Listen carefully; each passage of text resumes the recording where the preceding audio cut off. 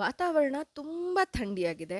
ಆಗಾಗ ಮಳೆರಾಯ ಬಂದು ಹೋಗಿ ಮಾಡ್ತಿದ್ದಾನೆ. ಇಂಥ ಒಂದು ಸುಂದರ ವಾತಾವರಣದಲ್ಲಿ ರುಚಿಯಾಗಿ ಸ್ವಲ್ಪ ಖಾರವಾಗಿರುವಂತಹ ಎಗ್ ರೆಸಿಪಿ ಮಾಡಿದ್ರೆ ಹೇಗಿರುತ್ತೆ ಅನ್ನೋ ಒಂದು ಮೈಂಡ್ಸೆಟ್ಟಿಂದ ಈ ಒಂದು ರೆಸಿಪಿನ ಶೇರ್ ಮಾಡ್ತಾ ಇದ್ದೀನಿ. ಇದರ ಹೆಸರು ಕಿಚಡಿ ಕಾಗಿ ಅನ್ನ ಅಂತ. ಯಾಕೆ ಈ ಹೆಸರು ಬಂತು ಅಂತ ನಿಜವಾಗ್ಲೂ ಗೊತ್ತಿಲ್ಲ. ನಮ್ಮ ಅಜ್ಜಿ ತಾತನ ಕಾಲದಿಂದನೂ ಇದನ್ನು ಹೀಗೆ ಮಾಡ್ತಾ ಇದೇ ಕಿಚಡಿ ಕಾಗಿ ಅನ್ನೋ ಹೆಸರಲ್ಲಿ ಕರಿತಾ ತಿಂತಾ ಬರ್ತಾ ಇದ್ದೀವಿ. ಸೊ ಆ ಒಂದು ರೆಸಿಪಿನ ನಿಮ್ಮ ಜೊತೆ ಇವತ್ತು ಶೇರ್ ಮಾಡ್ಕೋತಾ ಇದ್ದೀನಿ. ಸೊ ವೆಲ್ಕಮ್ ಟು ಅಡುಗೆ partner with Kritika. First time ನನ್ನ ಅಡುಗೆ ಪಾರ್ಟ್ನರ್ ಯೂಟ್ಯೂಬ್ ಚಾನಲ್ನ ನೋಡ್ತಾ ಇದ್ದರೆ ಪ್ಲೀಸ್ ಸಬ್ಸ್ಕ್ರೈಬ್ ಆಗಿ, ಹಾಗೆ ವೀಡಿಯೋಸ್ಗಳು ಇಷ್ಟ ಆದರೆ ಲೈಕ್ ಮಾಡಿ, ಶೇರ್ ಮಾಡೋದನ್ನು ಮಾತ್ರ ಮರಿಬೇಡಿ. ಹಾಗಿದ್ರೆ ಇವತ್ತಿನ ರೆಸಿಪಿನ ನಿಮ್ಮ ಜೊತೆ ಶೇರ್ ಮಾಡೋಕ್ಕೆ ನಾನಂತೂ ರೆಡಿಯಾಗಿದ್ದೀನಿ. ಬನ್ನಿ ಶುರು ಮಾಡೋಣ.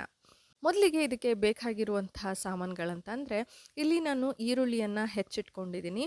ಜೊತೆಗೆ 1 ಇಂಚು ಶುಂಠಿ, ಕಾಳುಮೆಣಸು, ಗಸಗಸೆ, ಚಕ್ಕೆ, ಲವಂಗ 5ರಿಂದ 6, ಒಣಮೆಣಸಿನ್ಕಾಯಿ, ಹಾಗೆ ಬೆಳ್ಳುಳ್ಳಿ, ಕೊನೆಯದಾಗಿ ಮೊಟ್ಟೆಯನ್ನು ತೆಗೆದಿಟ್ಕೊಂಡಿದ್ದೀನಿ.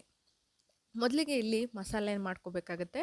ಜಾರ್ಗೆ ನಾನಿಲ್ಲಿ ಫಸ್ಟು ಒಣಮೆಣಸಿನ್ಕಾಯಿ, ಬೆಳ್ಳುಳ್ಳಿ, ಚಕ್ಕೆ, ಲವಂಗ, ಗಸಗಸೆ ಹಾಗೆ ಶುಂಠಿನ ಹಾಕಿ ಪೇಸ್ಟ್ ಮಾಡ್ಕೊತಾ ಇದ್ದೀನಿ.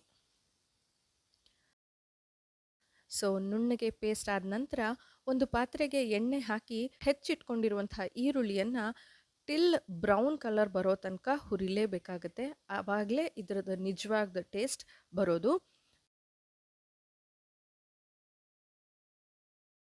ಈರುಳ್ಳಿ ಚೆನ್ನಾಗಿ ಬೇಯಲಿ ಅಂತ ಹೇಳಿ ಸ್ವಲ್ಪ ಉಪ್ಪು ಹಾಕೊತಾ ಇದ್ದೀನಿ.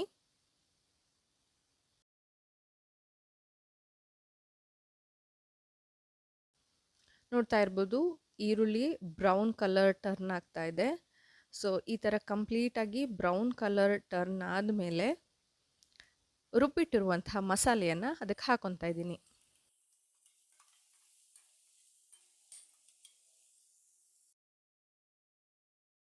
ಸೊ ಈ ಮಸಾಲೆಗೆ ಮನೇಲೇ ಮಾಡಿರುವಂತಹ ಸ್ವಲ್ಪ ಖಾರದ ಪುಡಿ, ರುಚಿಗೆ ತಕ್ಕಷ್ಟು ಉಪ್ಪನ್ನು ಹಾಕಿ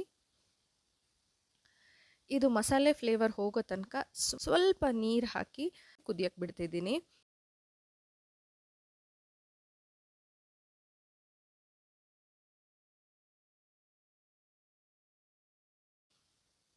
ಒಂದು 10 ನಿಮಿಷ ಕುದಿಯಕ್ಕೆ ಬಿಟ್ಟ ನಂತರ ಮೊಟ್ಟೆಯನ್ನು ಒಡೆದು ಆ ಒಂದು ಮಸಾಲೆಗೆ ಹಾಕೊತಾ ಇದ್ದೀನಿ. ನಮ್ಮನೇಲಿ ಸ್ವಲ್ಪ ಜಾಸ್ತಿ ಜನ ಇರೋದ್ರಿಂದ ಸ್ವಲ್ಪ ಜಾಸ್ತಿ ಮೊಟ್ಟೆನೇ ಯೂಸ್ ಮಾಡ್ತಾ ಇದ್ದೀನಿ.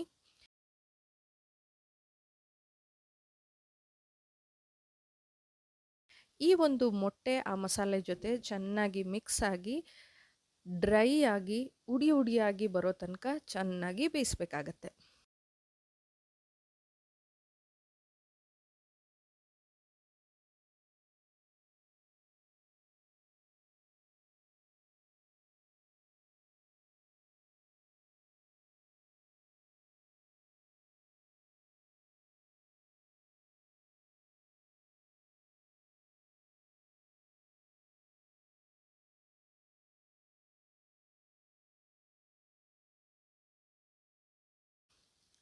ಸೊ ನೋಡಿ, ಹಾಗೆ ಬೇಯಿಸ್ತಾ ಅಲ್ಲಿರುವಂಥ ನೀರಿನ ಅಂಶ ಎಲ್ಲ ಹೋಗಿ ಉಡಿಯಾಗಿ ಟರ್ನ್ ಆಗ್ತಾ ಇದೆ. ಮಳೆಗಾಲಕ್ಕೆ ರುಚಿಯಾಗಿ ಸ್ಪೈಸಿಯಾಗಿರುವಂತಹ ಮೊಟ್ಟೆ ರೆಸಿಪಿ ಕಿಚಡಿ ಕಾಗಿಯನ್ನು ready to eat. Ghee rice ಜೊತೆ ತಿಂತಾ ಇದ್ರೆ ಯಮ್ಮಿ ಆಗಿರುತ್ತೆ ಅಂತಲೇ ಹೇಳ್ಬೋದು. ಈ ಒಂದು ರೆಸಿಪಿ ನಿಮ್ಮೆಲ್ಲರಿಗೂ ಇಷ್ಟ ಆಗಿದೆ ಅಂತ ಭಾವಿಸ್ತೀನಿ.